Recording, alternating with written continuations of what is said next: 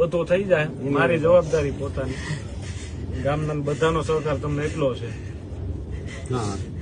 આર્થિક રીતે કે બધી રીતે બધાની લાગણી હતી એટલે હું આવ્યો છું. તમ તારે આપણે આમાં કોઈ રાજકીય માતાજી તમને સુખી રાખે. આપણે એમાં કઈ મારે આમાં કઈ આપણે રાજકીય રીતે નહીં, આપણે માનવતાની દ્રષ્ટિએ તમારું જે કઈ કરવું પડે. સાહેબ અત્યારે હું વાત કરી લે, બળુભાઈ ને કીધું હતું મારે આવી જવાનું હતું 3-4 દિવસમાં, પણ હું ભાઈને ખબર છે હું સતત બહાર હતો, સુરત થી આવીને આમ તેમ, એટલે મેં ભાઈને કીધું તમે હોસ્પિટલે મોકલી દો, બિલ હું જે થાય કરાવી દઈશ. તો બળુભાઈ કે તમે આવો સ્થિતિ જોવો તો તમને લાગે આમાં બળુભાઈ છે કે ગામના ગમે વડીલ કે, એટલે એમાં મારે ભરોસો હોય માને છે.